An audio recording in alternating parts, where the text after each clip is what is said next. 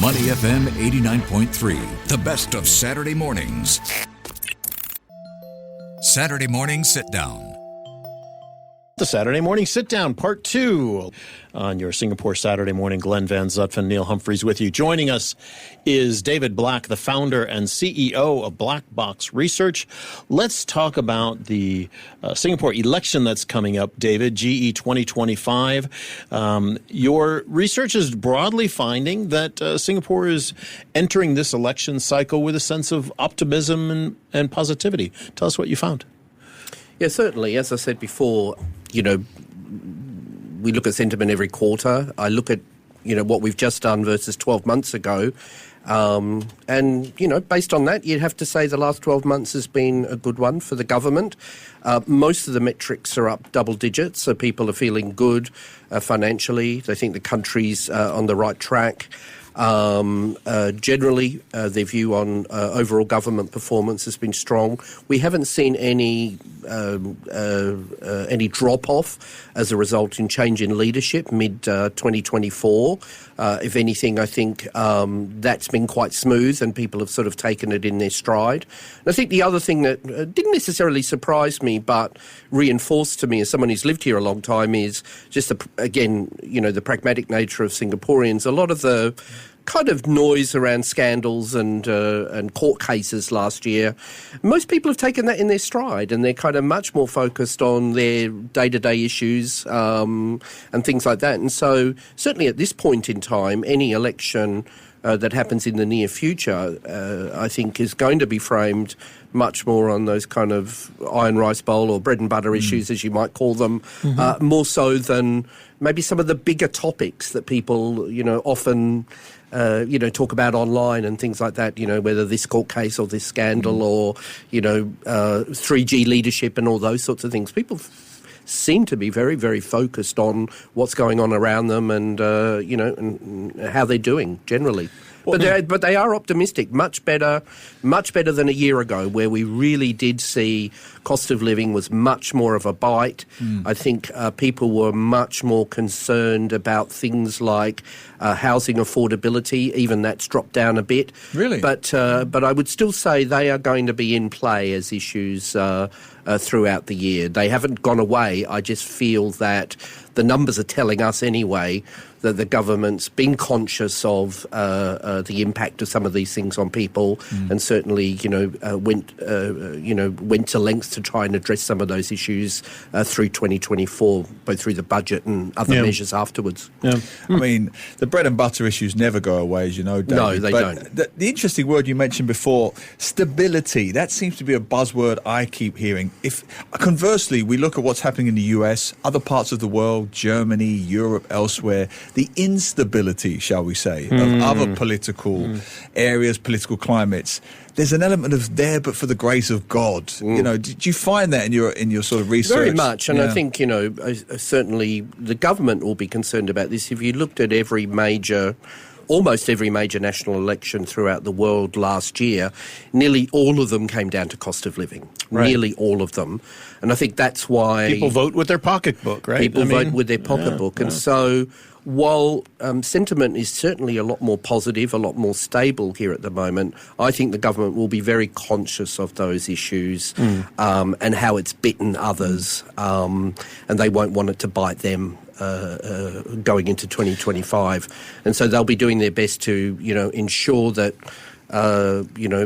they've got that well managed, but also probably focusing on a lot more sort of positive things that they've been doing and the new leadership. Yeah, and just to add to that, all the elections, or many of the elections you mentioned there was also hand-in-hand rise in populism in many countries, UK being the obvious one. I think a recent poll says Reform Party, which is the populist party in the UK, almost running neck and neck with the Labour government right now in the UK, France, Germany, elsewhere. There's a rise in right-wing parties, populist sentiments, whatever you want to call it. Yeah. Is that something, and it's always generally related to cost of living issues, migration, is that something the Singapore government needs to be aware of here? Yes, I think all governments need to be conscious of populism. I think the way Singapore society works, our frameworks, are a lot different. So I think the populism bug that seems to have appealed elsewhere is kind of less able to really kind of elevate itself well above the surface here. I think it's always there. There are different issues such as, as they used to call it, foreign talent, immigration, those sorts of things. Again, the government's always at pains to ensure that they get that balance right.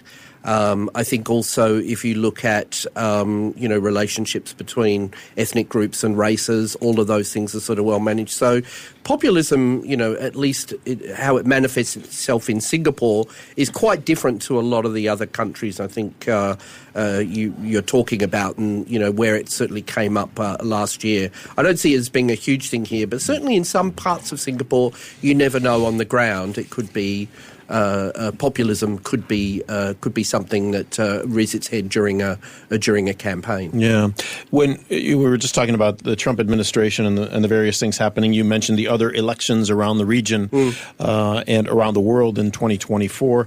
There is so much, and I guess this is probably an annual thing in Singapore. There's so much outside Singapore that impacts Singapore inside. The supply chain stuff, the cost of living stuff, a lot of that is really driven by factors that, by and large, can be outside of Singapore's control. When we look at an election year like this, what you just mentioned some of the key things that the government will be mindful of, cost of living, for example. But how do they begin to shape their election vision in a place where in the next few months we can see a lot of different things happening based on what's happening outside of Singapore and influences that create influences on Singapore? Is there any way that you can judge that from the sentiment surveys you're doing or what they're concerned about? Sure. If you look at the top three issues for the campaign that people are telling us, number one, cost of living, number two, jobs and employment, and number three, housing affordability, all things that are kind of in the press. Cost of living, we understand. We tend to think it's just about the supermarket, but it's not. It's about other things as well. You get a maintenance person to the house. How much does that cost pre-COVID? Go and have a look. It's markedly different. So there are a lot of aspects to cost of living which people sometimes overlook. Secondly, with jobs and employment, unemployment is very low. That's not the issue. I think the former Prime Minister was speaking this week about job security. He's absolutely right. That's what people are more focused on. It's people have got jobs, but are they good jobs? Are they sustainable jobs? Will I be here in 6 months? Will I be here in 12 months? Those are the concerns that people feel about jobs. And also jobs is an issue for those, with young families, people in their 30s and whatever else. Again, housing affordability, Singapore's policies have always been good for younger people, but the fact is when you see sticker shock all the time and, the Straits Times or you go online and you're seeing $1 million HDBs and things like that, you get two sides. People are shocked by it, but you get the other side of what I would call is envy. Who got $1 million and why didn't I get $1 million for mine? So, next time I list mine for sale, my price is going to go up. I think it's a short way. Yeah. I think all that's a way of saying as well that I think this election, Singaporeans are incredibly aspirational now. This is an incredibly wealthy country to what it was 20 years ago, certainly compared to when I moved here.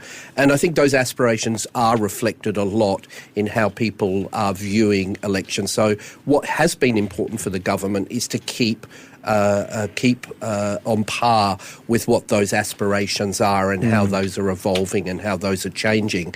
If they just revert to the standard old same policies without renewing them, without updating them, then I think you can run into trouble.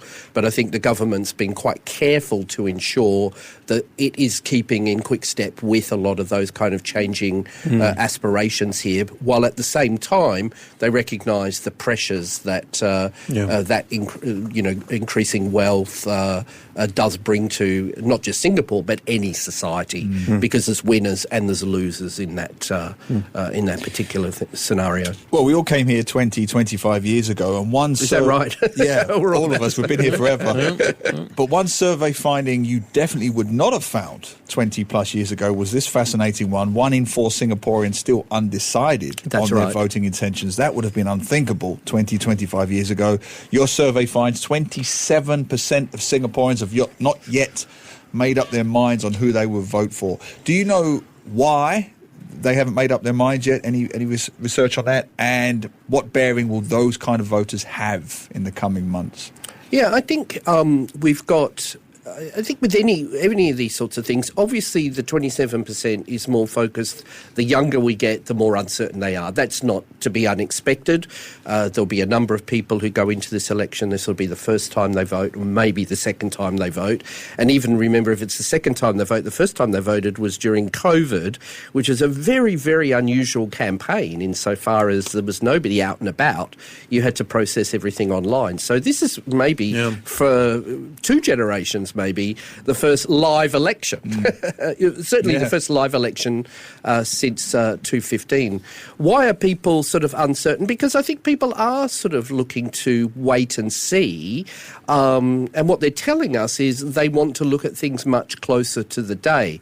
And that's also reinforced by our finding that people are much more interested in what's going on in and around them and what's going on in their estates or their areas than they are about some of these bigger issues, coming back to what I was saying before. So I think a lot of it's to do with, let's see what I get just before the election, and that's so people are quite selfish that way, I think, and rightly so. So you would expect strategic. Oh, strategic. Yeah. Okay, so strategic is a much more pleasant word, Glenn. You're absolutely right. Where voters are more strategic and maybe a little selfish sometimes. Some might say transactional. Transactional. Yeah. But I think they will. A lot of people will wait to see. Okay, what's going to be in it for me by the time we get there. Interestingly, older people are much more certain, regardless of which party they prefer. They're much more certain about who they are going to vote for, but at the same time, they tend to be a little gnarlier and angrier about things. So it's kind of interesting. You get that sort of dimension. I think we've all felt that. Not unique to Singapore. Yeah, I was going to say, as we all get a little bit older, we do a lot of focus groups, and it always sort of strikes me as really interesting. That people used to say to me, Singaporeans don't talk to you in focus groups and that. Well, when I do focus groups with older Singaporeans, I can tell you they're loud and large. Yeah. You can't stop them talking. They're very much so. So everyone's got an opinion. Fantastic. All right.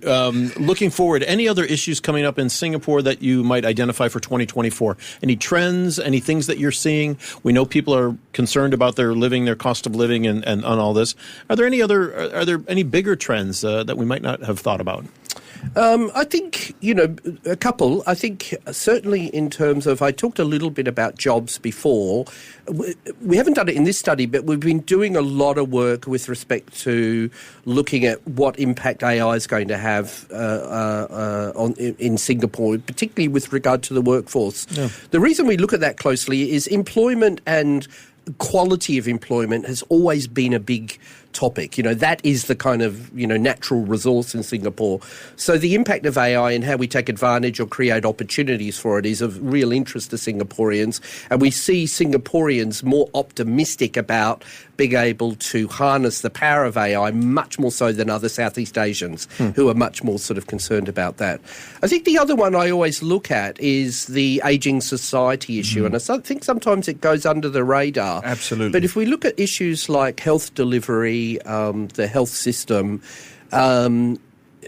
because it is well managed, I think sometimes people overlook and the fact that Singapore's small, you're quite close to a hospital or a doctor most of the time.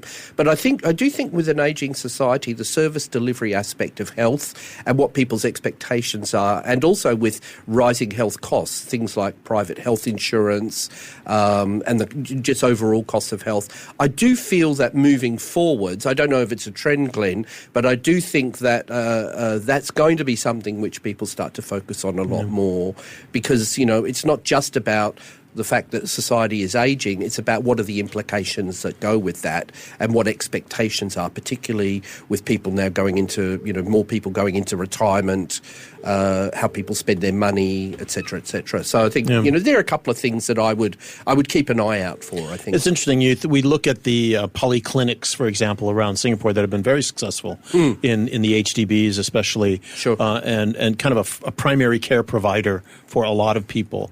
And I just wonder, based on what you've just said, is that a trend we will see more of, more polyclinic access, things like that, as the population gets older and maybe can't travel quite so far to get their daily health needs, checked out or whatever? Well, certainly, I think government health policies are trying to put a lot more back on self-management, sort of looking after your own health, not always going to, the emergency just because you scratched your knee, right. All those sorts of things. So so I think there is a shift, certainly at the highest level within the health system, and that's just starting to sort of feed through now. Whether that's going to be successful over time remains to be seen. But obviously, the government's got strategies in place to try and to address the fact that health costs are going to be the biggest rising element of the budget over the next 10 years, without any shadow of a doubt. They literally do. They're refitting HDB housing estates as we speak. That's right. For making them more